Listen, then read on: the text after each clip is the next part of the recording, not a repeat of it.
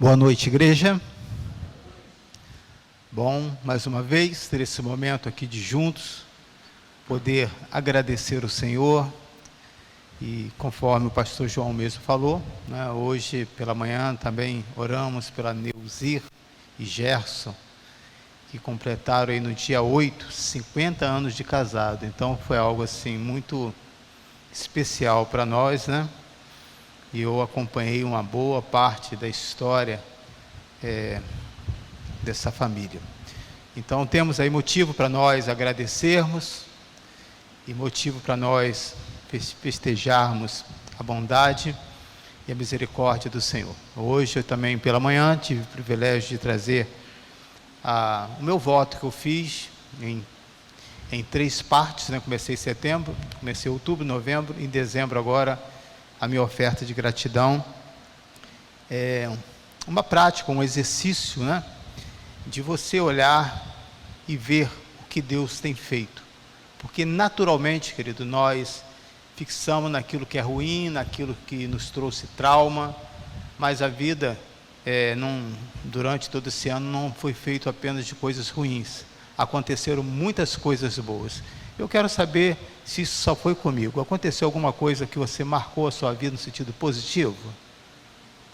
Ok, amém. Deus abençoe você, querido. Lembro de um homem extremamente agressivo.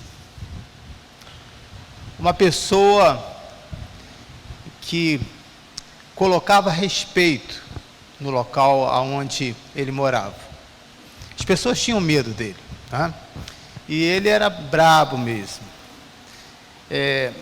No seu estabelecimento, quando chegava alguém que era da pesada, e ele conhecia, né? Ele estava chegando ainda para a igreja, ele e a sua esposa, então ele falava: olha só, te conheço, malandro, pode meter o pé. Era desse nível, né? E ele era, de fato, eu não lembro um momento que eu vi essa pessoa tranquilo, alegre. Sabe aquela pessoa que está sempre de mal, revoltado com assim a vida? É esse tipo de pessoa que chega, né, nas igrejas, mas Deus tem o poder de transformar. Amém? Não tem poder de transformar? Obrigado por um amém para aqueles que foram transformados. Aleluia. Vocês estão apavorados, estão achando que eu vou apresentar um homem bravo aqui hoje? Não. Ele já se foi, né? Não está mais entre nós. Mas isso ficou muito marcante na minha vida, porque e nisso, né, na minha liderança, como jovem, líder de grupo de vida, um dia essa pessoa toca o meu interfone e diz: irmão Emilson, chorando muito, eu quero conversar com você. Eu pedi que ele fosse à minha casa, e ele de fato, roupa rasgada, hematoma nos olhos, não estou exagerando não, tá? Todo lanhado, cortado. Eu imaginei, encontrou alguém mais violento do que ele, né? E deu-lhe uma surra, e por dentro a gente fica assim: bem que essa pessoa merece, não é verdade? Sim ou não? Sim, nós não somos tão bonzinhos como nós parecemos, não, né? Assim, de fato essa pessoa mereceu. E aí ele chorando muito, e ele falou assim: rapaz, ora por mim. Mas o que aconteceu? Ele disse assim: a minha esposa me bateu. Naquela hora eu não sabia se orava ou se segurava o sorriso, e eu falei assim: que homem bravo é esse, né? Que homem agressivo. E eu já tinha visto algumas situações que ele ficava provocando com essa agressividade, e ela falava assim: olha, um dia eu vou perder minha paciência com você. Mas não acreditei que seria a tal ponto. Então, lembrando dessa situação, dessa família que estava se assim achegando, me faz reportar essa história aqui de Atos 19:15, que diz: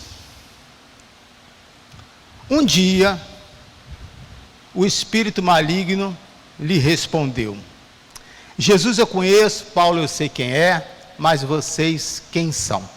Vamos fazer uma oração? Pai, eu peço a tua graça, a liberdade, que nesse momento que vamos estar decorrendo aqui alguns versículos desse texto, que possamos trazer boas aplicações e ensinamento para a nossa vida, e que o Senhor esteja aqui conosco. Fazemos essa oração, nos dê a liberdade, porque aonde há o teu Espírito, há também a liberdade no meio do teu povo. Amém. Então, quando eu imagino que a situação dessa família, que essa mulher não estava liberta, sabe? Porque aquilo foi algo sobrenatural, e a pessoa era um homem era muito forte, né? E de fato violento. Um dia, né? Um dia dá ruim, cara. Um dia a casa cai, um dia a mentira é descoberta, que é encoberta passa a ser descoberta. Um dia aquilo que é prazeroso, atraente, se torna amargo. E uma pessoa que vive na igreja, que tem esse convívio, que conhece, que está nesse ambiente espiritual, né, cristão, de uma igreja que prega a palavra, numa situação dessa, quando as coisas não funcionam, sempre tem um culpado. E eu fui criterioso de fazer a lista por ordem de quais são as pessoas que recebem a culpa. Primeiramente, Deus. Cadê Deus? Eu não estou na sua casa? Eu orei. O segundo dessa lista, sabe quem é? Imagina aí, me ajuda aí. Quem é o culpado quando algo dá errado? O pastor. O pastor não me apoiou. O pastor não fez uma oração forte. O pastor não foi na minha casa me visitar. A terceira é a igreja. Cadê esse povo que diz que ama, que diz, eu estou orando por você? Se a igreja tivesse me acompanhado, eu não estaria assim. E o último dessa lista, se for lembrado, é o diabo. Porém, no livro de Gálatas, vai estar justamente trazendo a resposta para quem é o culpado quando um dia as coisas dão errado. No livro de Gálatas diz que quem semeia para a sua carne, da carne colherá destruição. Mas quem semeia para o Espírito, do Espírito colherá a vida eterna. Nessa referência do livro de Gálatas está dizendo que a única pessoa responsável, quando esse dia não dá certo, a responsabilidade é de quem? É nossa. Isso aconteceu porque fulano fez isso comigo. Não. Nada acontece, queridos, sem que você permita. A responsabilidade do que aconteceu e das mudanças é nossa responsabilidade. E o que nós precisamos fazer para que haja essa mudança e que esses dias possam ser dias melhores, possa ser dia diferente, precisamos nos tornar conhecidos no mundo espiritual. E a pergunta é, quem é o Jesus que pregamos? Qual é o conhecimento que você tem de Jesus? Apenas histórico? Você sabe onde ele nasceu, a mãe, a pai, a cidade, a genealogia, mas fica só nisso aí? Apenas literário? Você fala, pronuncia, recita os versículos, né, de maneira maravilhosa? Ou você conhece um Jesus pessoal, de mudança de interior? Óbvio, querido, que todo conhecimento agrega mudança, agrega crescimento para a nossa vida. Sim, com certeza. Mas, se você não tiver essa experiência, toda a teoria fica lá para o lado de fora, e ela não entra, ela não penetra, e se ela não entra, se ela não penetra no nosso coração, não há transformação de vida. Qual o seu conhecimento que você tem de Jesus? Parece uma pergunta simples, mas essa pergunta foi feita pelo próprio Jesus. Se ele, como mestre, quis fazer esse teste com os seus discípulos, quanto mais nós. Ele olha para o seu povo, está lá e tem esse registro no livro de Mateus. Ele olha para, junto com os seus discípulos, e pergunta: que diz o povo que eu sou? E os discípulos começaram a falar. E ele, depois deles, cada um fazer a sua colocação, ele diz: tá, mas e vocês? O que vocês dizem que eu sou? E aí foi o momento que houve total silêncio, porque nenhum deles conseguiram dizer. E aí o Senhor inspira Pedro, e nessa inspiração Pedro vai dizer: tu és o Cristo, o Filho do Deus vivo. Jesus olha para ele e diz: bem disseste, Pedro, mas isso que foi revelado, não foi revelado por carne nem sangue, não foi uma sacada sua, não foi o conhecimento maior que você tem, isso foi revelado pelo meu Pai. Nós só podemos, querido, conhecer esse Jesus se o Pai revelar. E esse Pai é tão cuidadoso, em que Ele não coloca o seu filho diante de qualquer pessoa. Ele coloca diante daqueles que de fato o querem. Esse Pai, Ele é tão zeloso, que Ele não sai mostrando tudo aquilo que o filho pode fazer para te ajudar.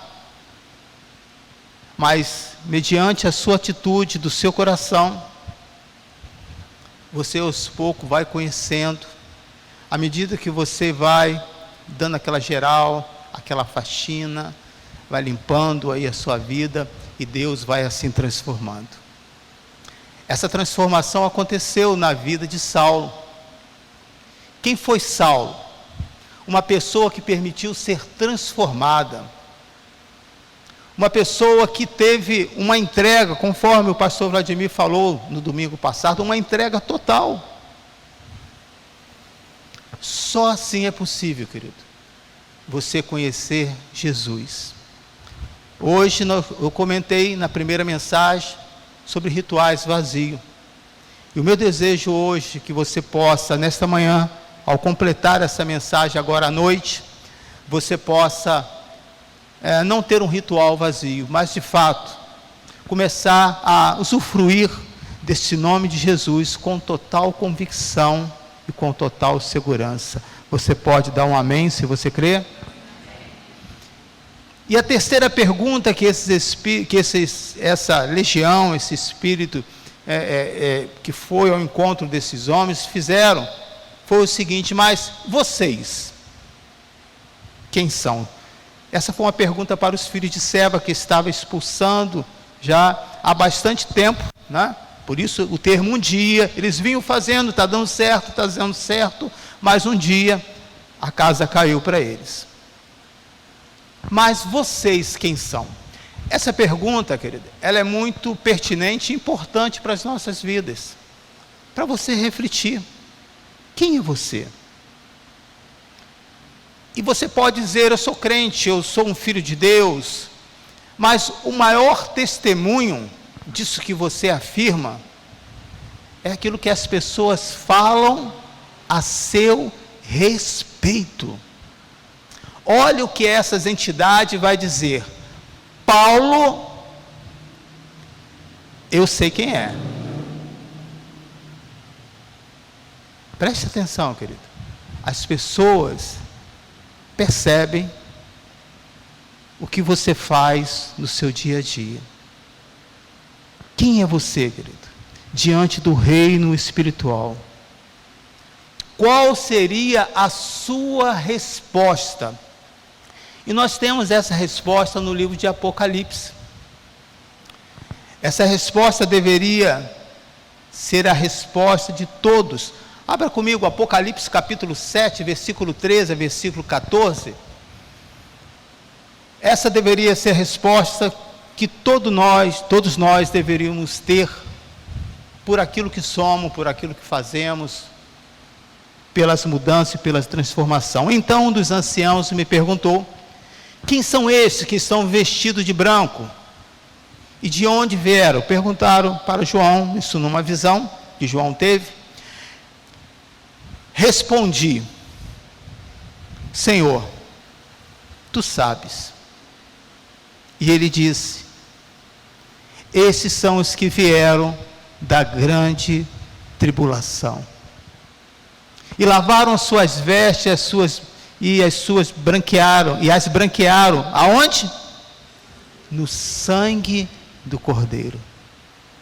Quem é você, querido? Os filhos de Deus podem dizer: eu sou aquela pessoa que veio da grande tribulação. Mas as minhas vestes que estavam sujas, elas foram limpas. Por quem? Pelo sangue do Cordeiro. Existe, querido, consequências quando nós não buscamos essa autoridade espiritual. Sim, existe. Parece que nada acontece com aqueles que não vivem uma vida piedosa, cristã, autêntica, mas está no meio do povo de Deus. Parece, é só aparência. Pessoa sem espiritualidade, querido, não pode produzir uma vida com Deus. É uma vida vazia. É uma vida que se torna cansativa. Por mais que a pessoa cite os versículos, por mais que em tudo ela espiritualiza, mas você percebe que aquilo é algo enfadonho. Não é por causa da palavra, não é porque a pessoa está citando, porque não tem vida, não tem autenticidade naquilo que a pessoa fala. É só você observar. Observa uma pessoa que fala a seu respeito pelas qualidades que você tem. É bom, é legal. Mas quando uma pessoa fala a seu respeito com emoção, com gratidão, aquilo toca o seu coração, porque essa pessoa está sendo autêntica. As consequências são reais e elas estão por aí. Quando nós colocamos a mão em algo que não é permitido, que nós não fomos chamados por Deus, nós não vamos trazer consequências boas. E não estou falando no sentido literário, de simplesmente colocar as mãos. Estou falando, me referindo a muito mais do que isso. Estou falando em você se posicionar como algo em que você não tem autoridade para fazer aquilo. Não é porque você não tem uma posição na igreja, porque a autoridade é vida com Deus. É compromisso. Lógico que há situações que você não consegue estar na igreja por algum motivo, há uma dificuldade, por qualquer motivo que seja. Mas isso não pode ser uma regra, precisa ser uma exceção. Esse colocar a mão não é no sentido literário. Eu estou me referindo a se consagrar, a ter uma vida diária. E por isso eu tenho insistido demais, sendo até muito repetitivo, quando eu falo: queridos, temos que orar. Às segundas, às quartas, terça-feira aqui pela manhã, o seu devocional diário que você faz, né? As trocas de mensagem com pessoas que possam te ajudar. Veja, o desprezo traz consequências ruins. Por essas pessoas desprezarem aquilo que estava sendo dado de maneira oportuna para que eles tivessem uma mudança, mas eles viram de uma outra forma. Nós podemos continuar mantendo a nossa vida de magia, uma vida totalmente, e usando esse nome vai agregar e vai melhorar ainda mais. desprezaram a palavra. E diz que quando há desprezo, é como a situação desses homens, que foram espancados com tamanha violência. E o que acontece? Feridos, nos afastamos ainda mais de Deus.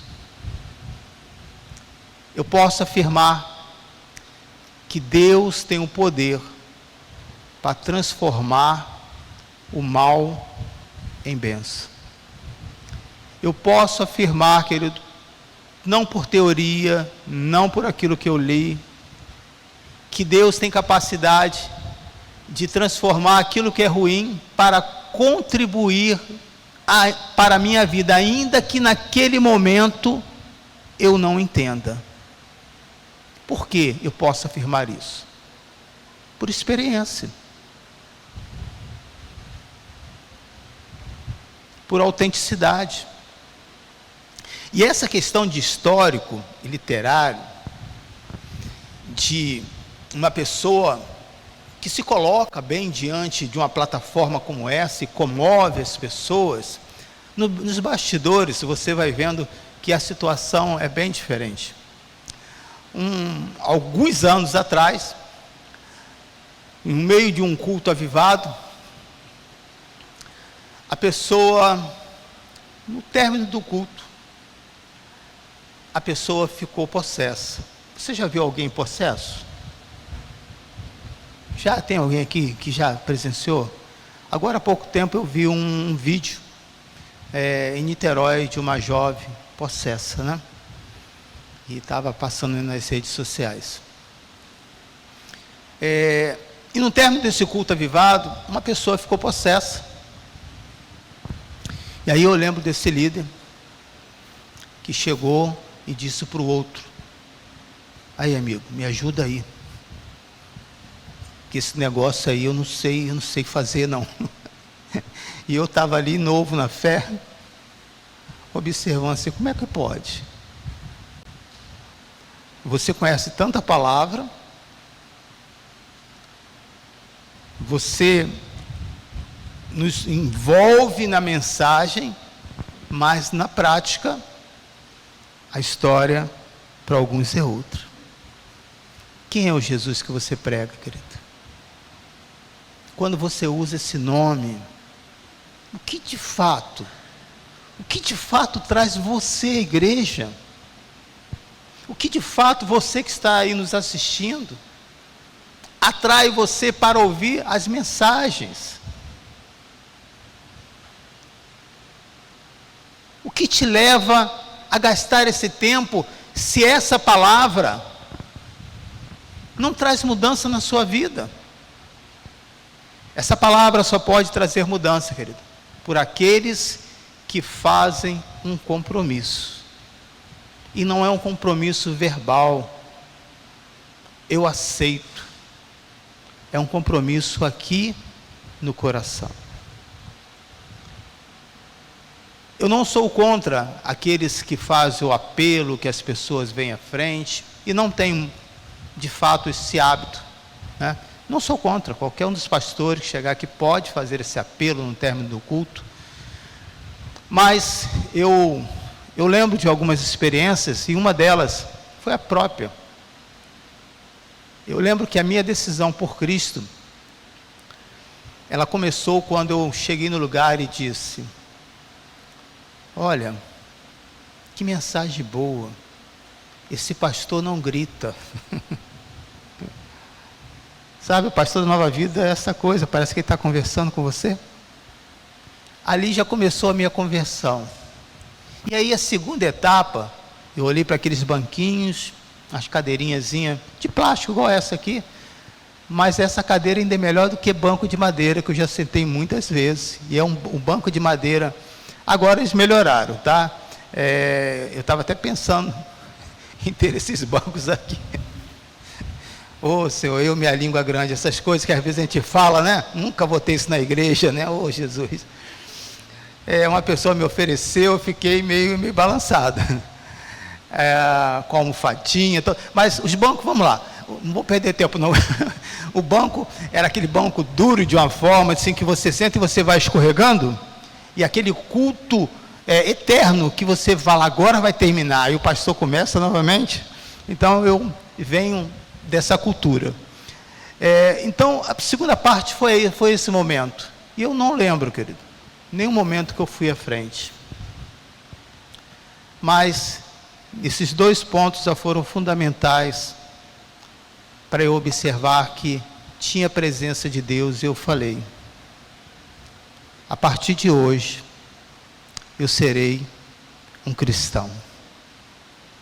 E foi a melhor decisão que eu tive, que eu tomei na minha vida. E a partir dela, outras coisas maravilhosas vieram. Versículo 17 ao versículo 20. Depois de você ver essa situação, você vai agora se deparar com algo que isso não só ficou, imagina uma cidade pequena. Então eles não só foram envergonhados diante daquele público, todos ficaram conhecendo. E aqui nós podemos observar o que é o pecado. O pecado, quando você confessa, o máximo que você vai sentir vergonha diante daquela pessoa que você confessou. Mas quando você omite o seu pecado, ele um dia vai vir à tona. E aí quando ele vier, todo mundo irá saber. Olha aí o versículo 17.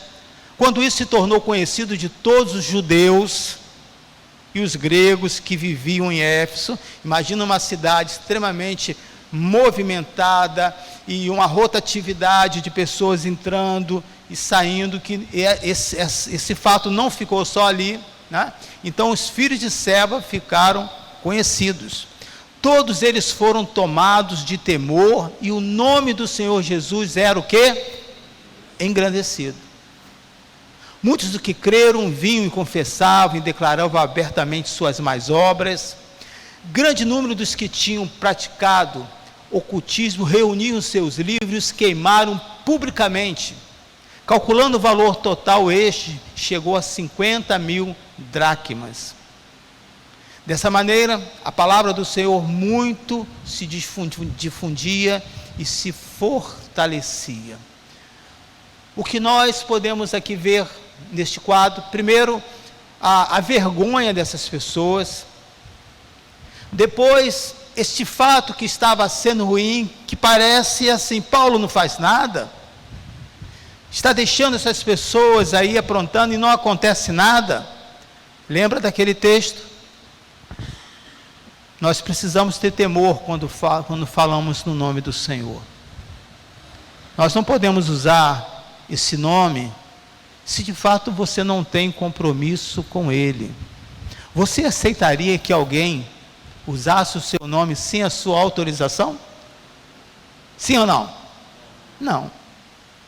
Então, para que você possa ter autorização, precisa ser íntimo daquela pessoa, precisa saber se ele permite, e aí está as Escrituras. As Escrituras são justamente isso, para o passo a passo, e você só erra hoje se você quiser, porque estudos, informações boas e ruins estão aí à disposição de todos. Então este fato, não de todo o mal, teve aqui o seu proveito.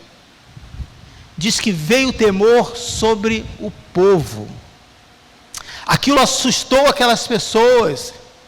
E lembrando que alguns judeus, conhecendo a palavra do Senhor, as leis do Senhor, estavam praticando isso também. Diz que o nome de Jesus foi glorificado. Não existe, querido, nenhuma tribulação, luta ou qualquer escândalo na igreja que não possa impedir do nome do Senhor ser glorificado. E aí eu trago essa referência quando me refiro à pessoa de um pastor. É muito comum eu ouvir essas críticas. E em muitas situações eu me sinto até envergonhado quando estou em público, alguém me chama, ô pastor, porque parece que todos os olhares vão para aquela pessoa, e não é um olhar bom não. quando as pessoas falam mal desse sacerdote, que exerce essa função hoje dentro da igreja, e falam mal com razão, porque tem motivos para falar. Mas eu aproveito esse momento, querido, não para trazer algo pessoal, mas para pregar. Eu falo da seguinte maneira: você está com razão, você está coberto de razão. Tem pessoas que fazem isso mesmo, começam a incentivar aquela pessoa, vou dando corda. Qual é a sua profissão? Aí a pessoa diz: você sabe quantas pessoas tem safado? Aí já começa a pegar pesado, né? Sem vergonha, parece que eu estou desabafando, falando com ele, cara de pau, desonesto, que exerce a mesma função que você. Você sabia que pessoa com o mesmo nome que você tem é isso, é aquilo, aquilo outro? E aí? Será que por causa disso você é assim? Não, pastor. Então, querido, em todo lugar tem coisas boas e coisas ruins. Aqui nesse momento, querido, a igreja recebeu nova convicção, houve confissão e arrependimento. Abriram a mão das suas más obras publicamente. E aqui, quando fala desse valor, era um valor muito alto, querido, que possivelmente iria chegar aqui a anos de salário de um trabalhador. Mas o que aconteceu com a vida daqueles que brincaram com as coisas de Deus? Foram envergonhados. Qual é o Jesus, querido, que você recebe e que é pregado na sua vida? Os 7 exorcistas, eles queriam resultados rápidos e lançaram mão do nome de Jesus. Pregava não a Jesus, mas pregava a Paulo. Eu te expulso em nome de Jesus, mediante o Deus de Paulo. Não tem como você terceirizar a sua fé. A sua fé tem que ser personalizada. O meu testemunho é só para te motivar, mas não vai transformar a sua vida. O meu testemunho de cura não vai trazer cura para você. A fé não pode ser terceirizada. Ora por mim, mãe. Ora por mim, pai. Podemos orar para que Deus tenha misericórdia e compaixão.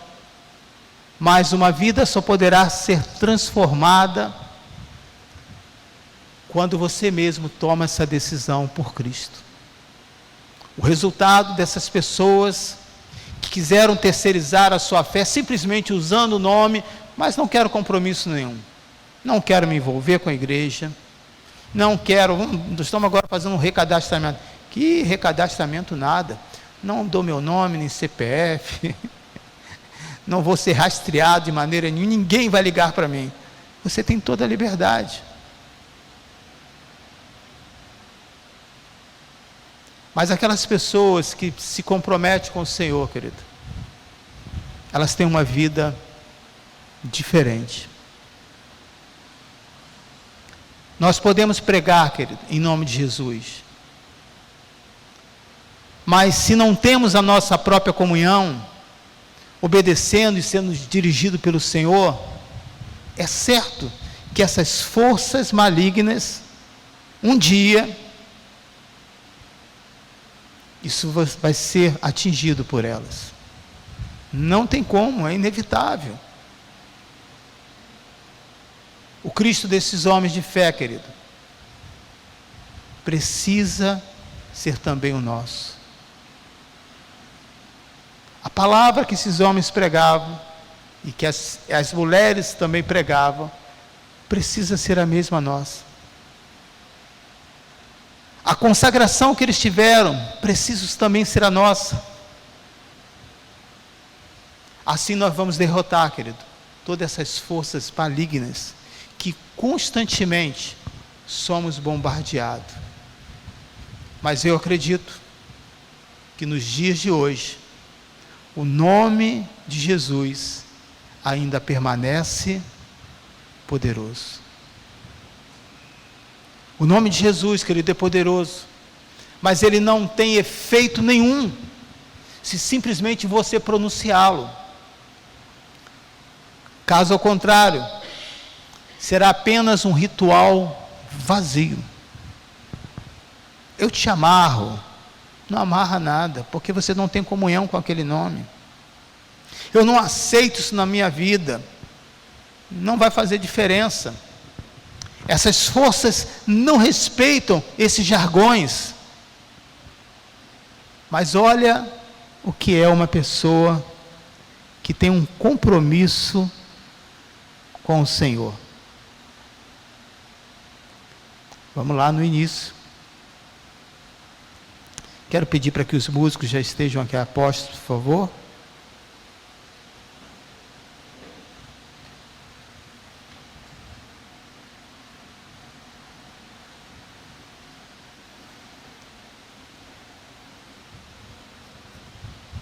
Um dia o espírito maligno respondeu: Jesus eu conheço. Paulo, eu sei quem é. Olha que coisa linda, querido. Quem era Paulo agora no mundo espiritual? Um traidor. Largou tudo aquilo do mal e começou agora a ter a convicção daquilo que era de fato a palavra do Senhor. Mas e vocês? Quem são? O desejo do Senhor nesta noite para você é que você seja um filho e uma filha de Deus. Quando você abrir os seus lábios para falar, uma pessoa que tem compromisso, a Bíblia diz que o céu para, há silêncio no céu. Está lá no livro de Apocalipse, para ouvir a sua voz. O Filho de Deus, uma pessoa que tem compromisso com o Senhor, quando ele dá uma palavra, isso é tão notório no seu semblante, no seu comportamento, que aquela pessoa diz assim: olha, se essa pessoa falou, é porque é verdade. Porque essa pessoa tem um compromisso com Deus. Quem é o culpado, querido? O culpado desse tipo de vida não tem nada a ver com Deus, de uma vida vazia. Ele já fez a parte dele.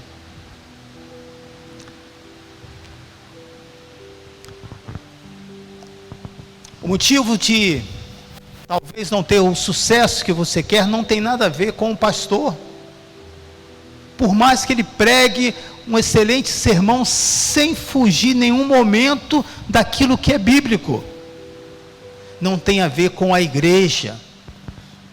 Não, a igreja é calorosa, uma igreja não é receptiva, ela pode não ser nada disso. O motivo de nós termos os nossos rituais vazios não tem nada a ver também com o diabo. Porque a Bíblia diz que ele já foi derrotado na cruz do Calvário. Aleluia!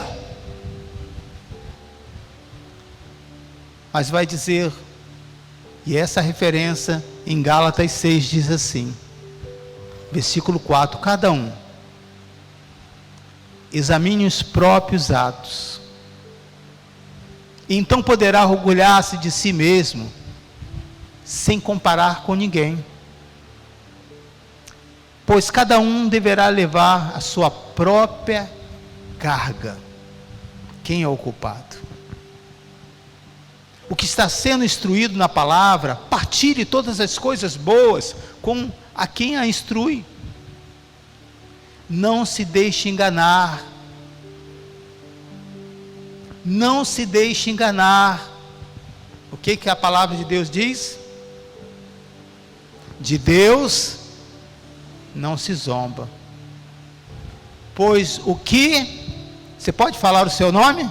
O que, Emilson, você pode falar novamente? O que, fala o seu nome, Emilson não. Aí vai ser muito peso para Emilson. Pois o que semear, isso também colherá. Quem é o culpado? Quem é o responsável? Quem semeia para a sua carne, da carne colherá destruição. Mas quem semeia para o Espírito, do Espírito colherá vida eterna. Você pode fechar os seus olhos?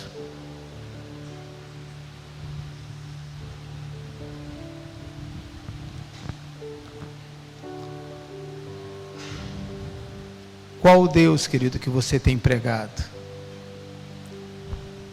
O Deus do pastor Emilson, Vladimir, João, Alfredo?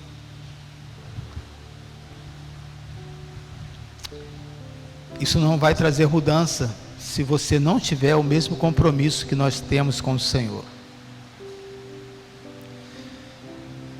E esse compromisso, a igreja investiu anos na nossa vida, nos exortando, nos repreendendo, nos abraçando também. Há muitos que começaram como nós, querido, e como o apóstolo Paulo, mas optaram em não permanecer. Nós somos apenas motivadores para você seguir nesse caminho de fé. Mas você precisa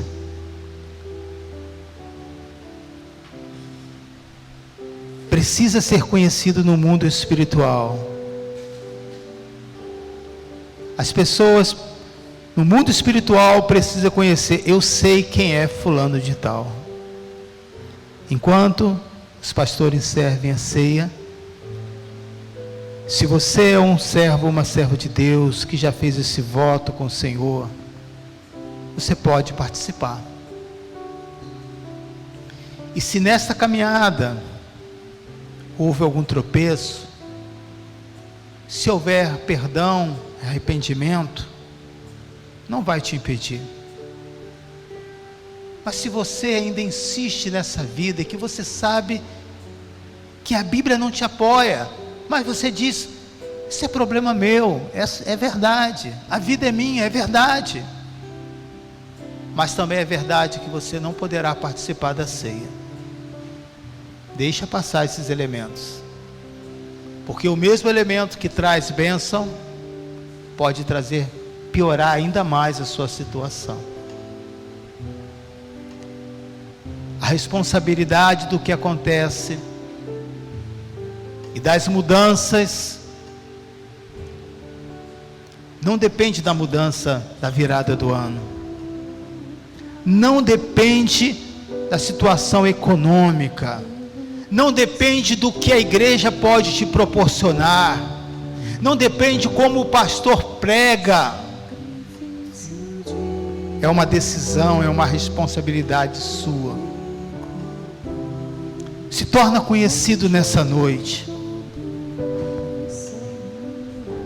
quando você abre o seu coração para o Senhor. Ah, Espírito Santo, esse é o momento que todo pastor espera, nesse simples ato da gente permitir Jesus entrar. Essas pessoas se tornam mais amáveis, elas experimentam algo tão maravilhoso com Jesus. Ela não se contenta em ficar somente ouvindo, ela quer fazer parte dessa grande obra, e você é convidado a ser esse colaborador no reino de Deus. Mas para isso você precisa conhecer Jesus. É possível que nesta caminhada a gente perca algumas coisas não tão boas entram. Esse dia mau chega para todos nós, mas também um grande dia chegou, quando foi ministrada essa palavra, e eu acredito nesta noite, que você está sendo tocado pela palavra do Senhor, e que isso irá fazer uma mudança maravilhosa e poderosa na sua vida. Paulo, eu sei quem é. E vocês, quem são?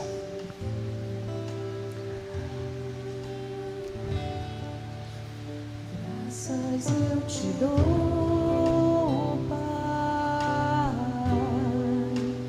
pelo preço que pagou, sacrifício de amor que me comprou, ungido do Senhor, pelos cravos em tuas mãos.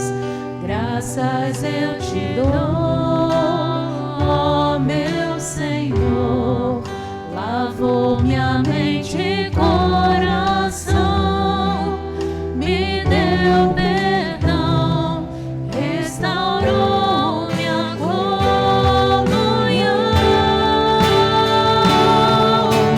Digno é o Senhor, sobre o trono está,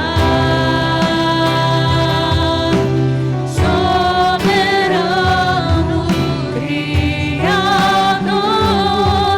vou sempre te adorar.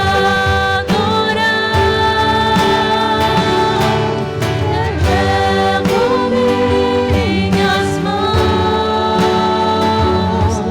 ao Cristo que venceu, Cordeiro de Deus morreu por mim,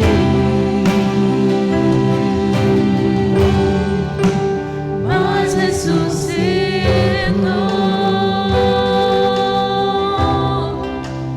Digno é o Senhor,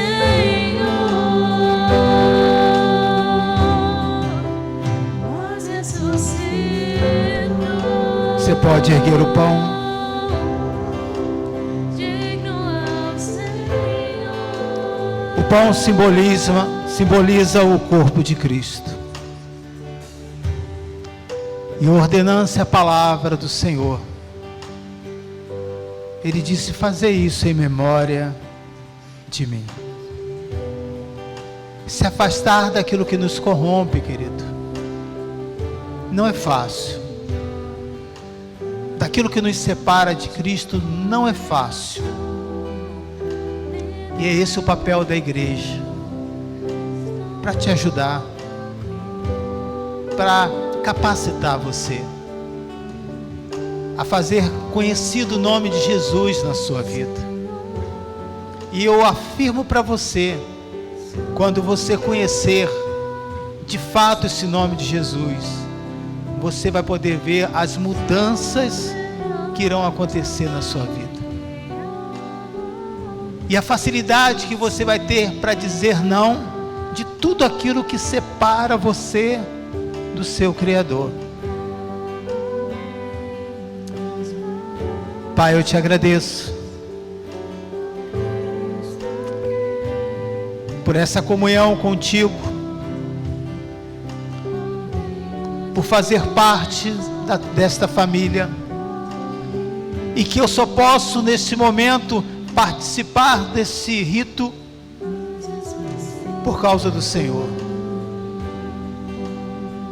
Eu recebi esse convite, eu aceitei esse convite, eu não desprezei e me preparei para estar nesse momento. Obrigado, Senhor, Obrigado por cada um dos nossos irmãos que foram privilegiados em receber esse convite, em permitir que Jesus entre no seu coração. E aí começa a nossa luta, do nosso passado, do velho homem, com a nova criatura. Mas vai vencer aquele que você alimentar mais. Alimente essa nova criatura, querida. E que cada dia a velha criatura vai ficar para trás. Aleluia. Quem são esses que estão vestidos de branco? E de onde vieram? Esses são os que vieram da grande tribulação e lavaram suas vestes e as branquearam no sangue do Cordeiro. Obrigado, Senhor. Comamos todos juntos para a glória do Senhor.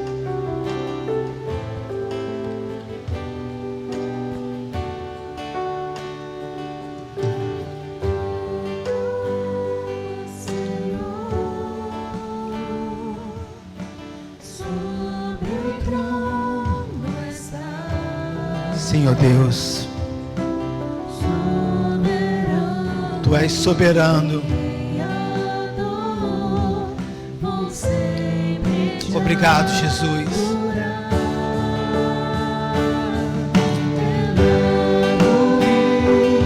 Obrigado pela Tua presença.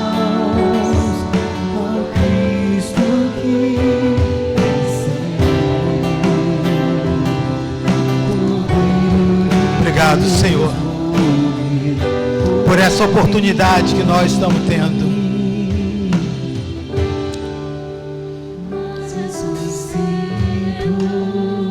Você pode erguer esse cálice.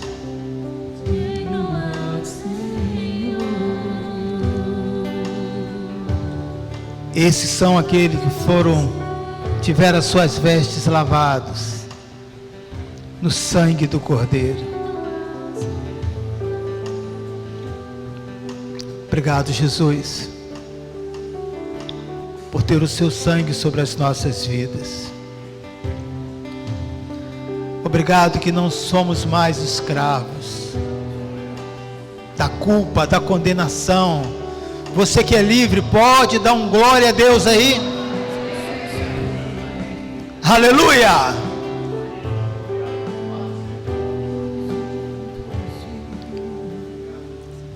O caminho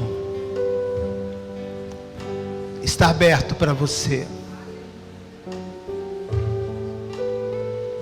E você não vai ter dúvida, porque só existe um caminho para aqueles que estão no Senhor. E esse caminho liberta, Ele vai te transformar. Estou falando de Jesus, é o único caminho. O caminho da tua vitória, da sua saúde, da sua família, do cuidado dos seus filhos, está em Cristo Jesus. Obrigado por o Senhor cuidar das nossas famílias, Senhor. Porque nada desse mundo nos favorece a nos dar uma qualidade de vida. Mas o Senhor rompe isso. Tira dos grilhões aqueles que estavam em trevas, na mão do homem perverso, que é de todo esse sistema desse mundo. E agora nós passamos a reinar em um mundo de tribulação, mas não com vestes sujas, lavada pelo sangue do Cordeiro. Quem é esse? Quem é você? Você tem essa convicção e pode declarar: eu sou filho, eu sou filha do Deus vivo. Eu recebi este nome. Eu tenho um voto, eu tenho um compromisso. E me esforço diariamente a manter essa comunhão com Ele. Bebamos todos juntos para a glória e honra do Senhor.